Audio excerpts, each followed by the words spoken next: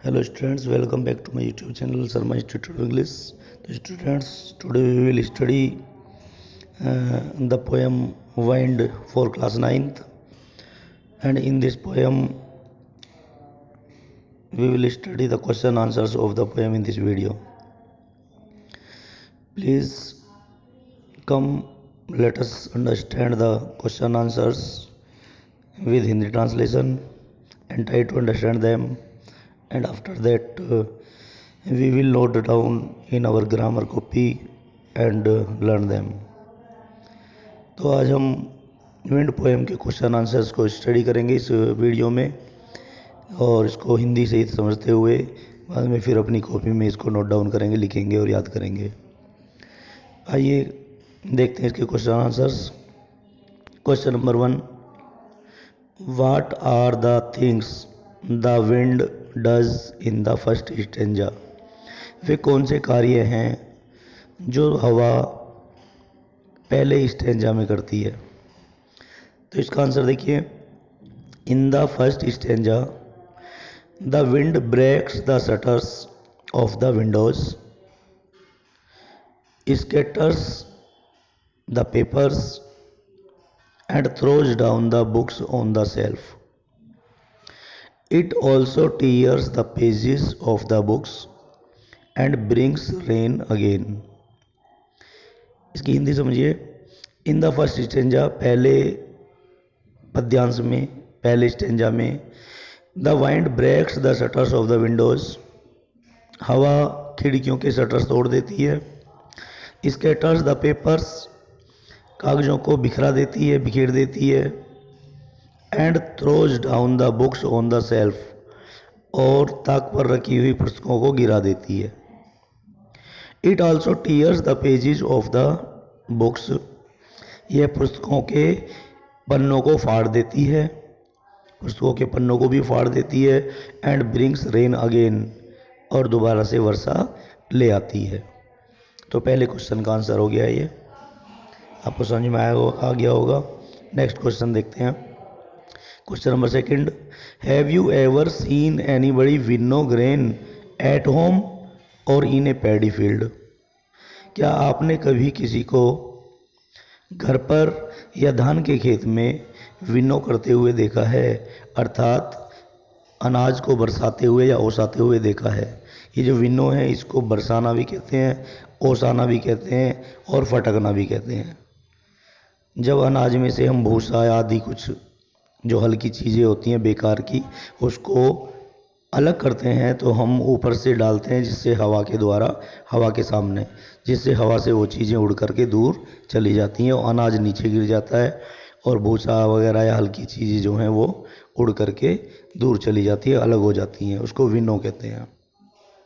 क्या आपने किसी को अनाज को बरसाते हुए देखा है घर पर या धान के खेत में। What is the word in your language for winnowing. ये जो विनो शब्द है, विनोइंग, आपकी लैंग्वेज में, आपकी भाषा में इसके लिए कौन सा शब्द यूज होता है। तो इसका आंसर है यस, हाँ, I have seen ladies winnowing grains in our village.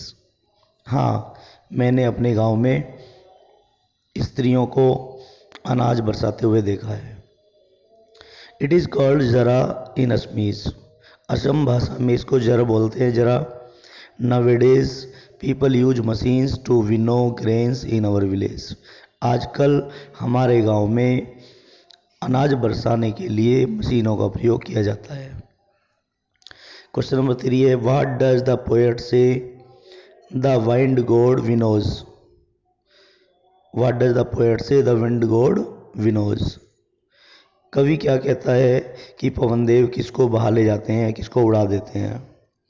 The poet says that the wind god winnows the frail crumbling houses, doors, rafters, wood, bodies, lives and hearts and then crushes them all. कवि कहता है कि पवनदेव कमज़ोर ढहते हुए मकानों को, कमज़ोर दरवाज़ों को, सहतीर को, जो छत में लगा हुआ सहतीर होता है या कड़ियाँ होती हैं, नष्ट होते हुए जंगलों को, टूटते हुए या कमज़ोर होते हुए शरीरों को, जीवन को और टूटे हुए हृदयों को बहा ले जाती है, विन्नो कर देती है, and then crushes them all, और फिर उनको सबको कुचल देती है, नष्ट कर देती है। Question number 4, what should we do, हमें क्या करना चाहिए, टू मेक बनाने के लिए, फ्रेंड्स विद द विंड, हवा के साथ मित्र बनाने के लिए, अर्थात हमें हवा से दोस्ती करने के लिए, हवा से मित्रता करने के लिए क्या करना चाहिए। तो इसका आंसर है to make friends with the wind, हवा से दोस्ती करने के लिए।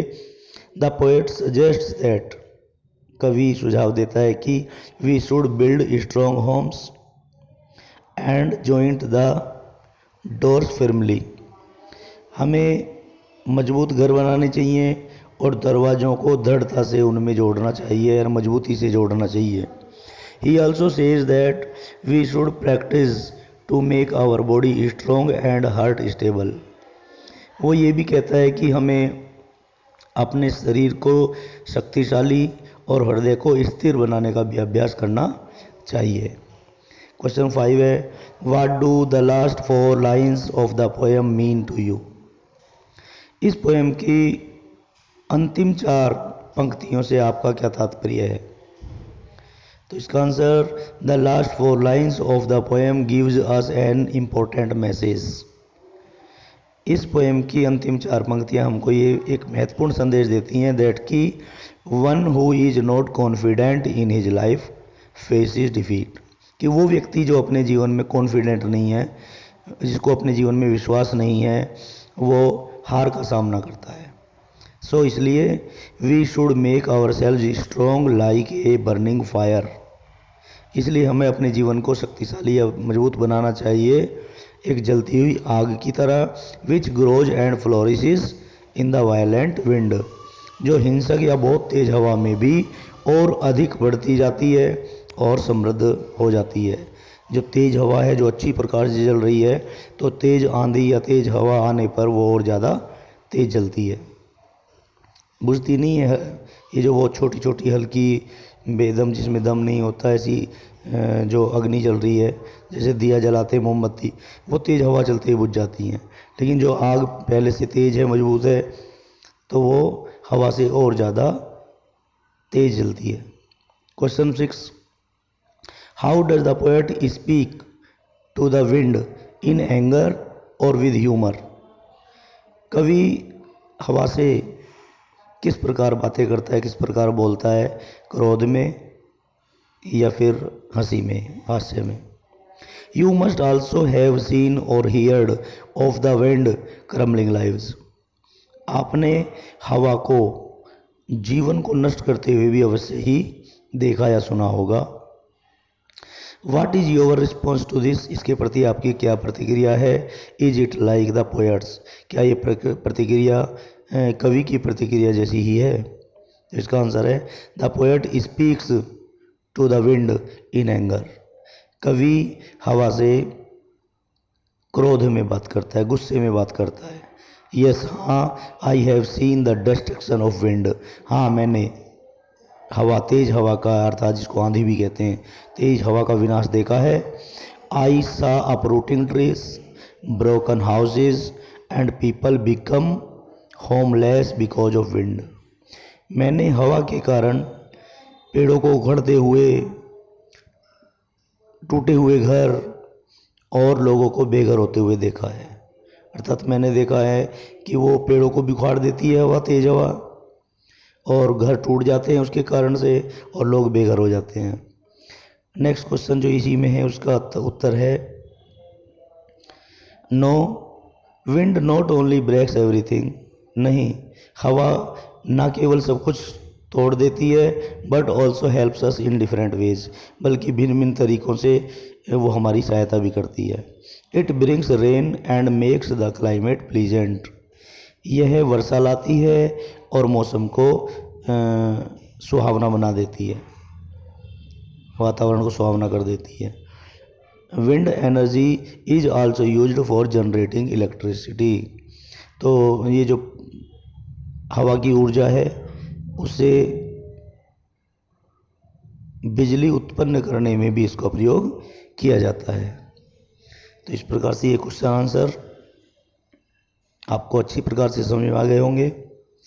और अब इनको समझने के बाद अपनी कॉपी में ग्रामर नहीं, अपनी जो फर्स्ट पेपर की कॉपी में, जिसमें आप अपना लिटरेचर की कॉपी है, इसका नाम है बिहाइव, उसमें एक क्वेश्चन करेंगे, लिखेंगे और उसको याद भी करेंगे।